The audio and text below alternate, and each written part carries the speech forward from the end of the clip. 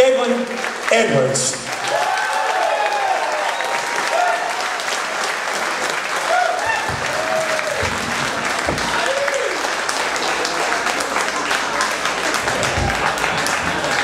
When the devil is in a crowd, he looks for the best dressed fella there to take home with him, and I don't want to go. When I got up this morning, I put on my jeans and a shirt, and by the time I got ready to leave, my wife woke up and, "You're not going to church like that." I said, "This is a different kind of church. These are people who love Jesus and who know what it's all about." If you're married, I don't need to explain. If you're not married, I can't. She said, "Get those off and put on a suit and tie." And that's why I came here, and I apologize for it. But if you see her, tell her that I blame her for the problem. You know, who's the gentleman who's 80 years old? Mr. Clarence? I got good news for you. It's good for another 7 years. I don't know what it's like after that.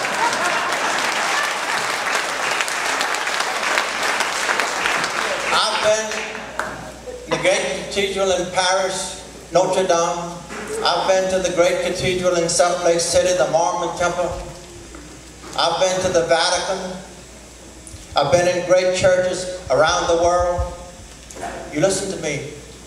There's no place that I have ever been where I've felt His presence any more than I feel it right now today.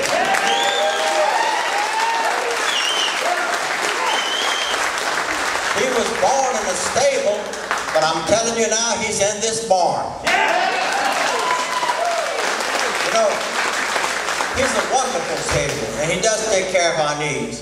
This fine, saintly old lady living by herself in a shotgun house in a poor section of town. Every morning she'll get up and step on her back porch and thank Jesus for this beautiful sunshine. Or thank God for this wonderful soft rain. Or thank Jesus for the wonderful soft winds. She lived next door to an atheist, a cranky old fellow. And every time she would do that, he would say, "Why don't you shut up, you old fool? There's no God. You're just wasting your time. Just going back in your house." And she would just keep on doing it. Well, one day she got up and she said, "Lord, I'm broke. I don't have any food in the house. And I'm asking you to help me and send me some groceries." The old man said, "You silly old fool. He ain't going to do that." Well, she woke up the next morning and there were 4 baskets of groceries on her porch. And she looked around and she said, "The Lord heard my prayer and sent my groceries." And the old atheist said, "The Lord had nothing to do with that. I bought and brought those groceries. The Lord done sent my groceries and made the devil pay for it."